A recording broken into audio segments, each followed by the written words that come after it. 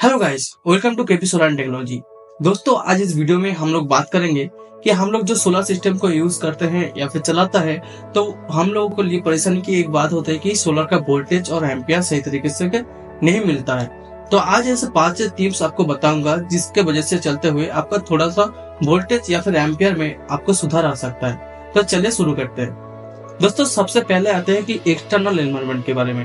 दोस्तों, external environment में हमारा रहते हैं पैनल, यानी कि इसलिए दोस्तों पैनल के ऊपर बहुत सारा डस्ट या फिर पार्टिकल्स उसका जमा होता है जो सोलर पैनल के ग्लास के ऊपर चिपक जाता है। तो इसके लिए क्या होता है कि ज्यादा से ज्यादा जो लाइट है वो आपका सोलर सेल में नहीं पहुंचता है। तो इसलिए आप लोग क्या करें कि हफ्ते में एक बार इसको क्लीन करना मैंडेटरी है, यानी कि इसको क्लीन करना ही चाहिए आपको। इसे नॉर्मल पानी से या फिर शैम्पू से, साबुन से आप कुछ भी तरीके से इसको क्लीन कर सकते हैं, लेकिन हफ्ते में एक बार क्लीन कर लीजिए, उसके बारे में आपको प्रोडक्ट जरूर पड़ेगा। दूसरा नंबर पे आता है दोस्तों इसका एंगल। दोस्तों, सोलर पैनल में क्या होता है कि इसका एंगल आपको देखते हैं कि विंटर सीजन में और दोस्तों गर्मी के सीजन में आपका सोलर का जो डिस्टेंस है वो बढ़ता रहता है। तो उस एंगल को आपको चेंज करना है। लेकिन दोस्तों, आप लोग फिक्स्ड एक सोलर पैनल लगाना चाहते हैं, आपको लिए पॉसिबल नहीं है, तो आप लोग एक एवरेज दोस्तों एंगल जो है वो मेंटेन कर लीजिए। तो उसके क्या होगा कि आपको एवरेज परफॉर्मेंस मिलेगा विंटर और समर में भी।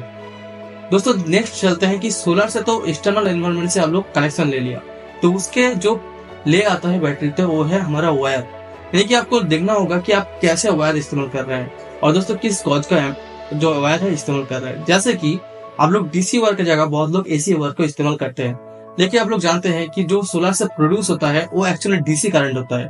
तो इसलिए वो डीसी वायर में ज्यादा अच्छे से फ्लो होगा, ना ही एसी का वायर में। एसी वायर का जो थिकनेस है बहुत ही कम होता है।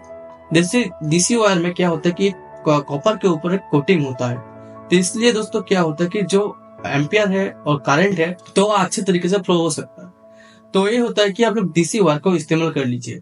उसके बारे में आते हैं कि दोस्तों जो डीसी वायर का लेंथ है तो उससे कम होना चाहिए, और गैप जितना आपको ज्यादा होगा तो उधर क्या होगा, आपको हीटिंग होने का चांसेस कम है। जैसे कि आप लोग 5 mm का वायर और 10 mm का वायर, तो दोनों में क्या होगा कि जितना आपका सिस्टम बढ़ता चला जाएगा उतना आपको गॉज के हिसाब से आपको वायर भी लेना होगा। जितना मोटाई होगा आपको वायर में उतना अच्छे से करंट एक फ्लो करेगा।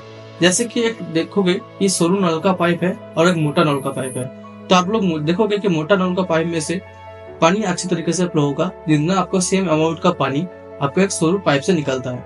तो आप लोग आई होप कि कंपैरिजन आप लोग समझ गए होंगे। तो उसके बाद आते हैं कि दोस्तों हमारे सिस्टम में लगने हुए बैटरी का कनेक्शन। जैसे कि जानते हैं कि बैटरी में कुछ दिनों के बाद इनकी कुछ अंतर के बाद एक सल्फेट जमा होता रहता है। तो इस सल्फेट जमा होने की वजह से आपको वायर का कनेक्शन के बीच में एक दोस्तों लेयर बन जाता है। तो इस लेयर को हटाने के लिए आपको कुछ ब्रास स्क्रूड्राइवर से इस सल्फेट को हटाना है। तो इसे हटाने के लिए आपको क्या होगा कि आपका कनेक्शन के बीच में जो लेयर जमा होता है कि एक परत चल जाता है सल्फेट का, तो वो हट जाएगा और दोस्तों आपको इजीली आपको इलेक्ट्रॉन ट्रांसफर होगा, आपको सोलर से प्रोड्यूस होने वाला इलेक्ट्रिसिटी। ठीक है, उसके साथ साथ आपको मेंटेन करना होगा कि आपका बैटरी का लेवल क्या है, और दोस्तों वाटर के ऊपर भी आपको फोकस करना होगा। जैसे कि आप लोग वाटर जब देखोगे कि डाउन होने वाला है तो आपका बैटरी भी ठीक ठाक परफॉर्मेंस नहीं होगा, उसका भी थोड़ा बहुत आपको डिफेक्ट लगने लगेगा। लेकिन जब आपको वाटर लेवल ठीक ठाक मेंटेन करते हैं तो देखोगे कि आपको बैटरी अच्छे से बैकअप दे रहा है और दोस्तों उसका चार्ज भी अच्छे से हो रहा है। तो ये हो गया दोस्तों हमारा चौथा पॉइंट। 5 नंबर पॉइंट आता है कि अपना हीटिंग सोर्सेस, यानी कि आप देखोगे जो PWM चार्ज कंट्रोलर इस्तेमाल करते हैं जिसका इनबिल्ड आपको एक कूलर फैन नहीं है। जैसे कि मैंने भी एक एक्साइड का लिया था, तो उधर भी मेरा का कुछ फैन भी नहीं मिलता था। तो क्या होगा कि कंट्रोलर तो हीट होता है इंटरनली, तो आपको क्या होगा एक एक्सटर्नल फैन अब लगा सकते हैं ऐसे बाहर से, और आपका एक अंदर भी इंक्लूड कर सकता है, जिसमें आपको क्या होगा कि आपका सिस्टम एक कूलिंग सिस्टम की तरह बनना रहेगा। तो आपको जब आपका डिवाइस कूल रहेगा तो हीट होगा आपका सिस्टम या फिर डिवाइस, तो वो क्या होगा कि आपका वोल्टेज एम्पियर अच्छा सा नहीं जा पाएगा और दोस्तों रेजिस्टेंस करेगा।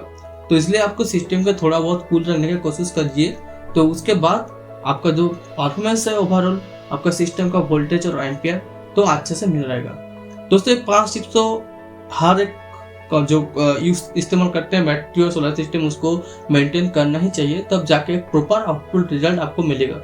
ठीक है, आप लोग कुछ और एक्स्ट्रा कहना चाहते हैं तो हमारे कम्युनिटी चैनल में जाना, ये टेलीग्राम का लिंक मैंने डिस्क्रिप्शन में दे दिया हूँ, तो उधर आपको बता सकते हैं या फिर आप कमेंट कर सकते हैं। तो मिलते हैं नेक्स्ट वीडियो में।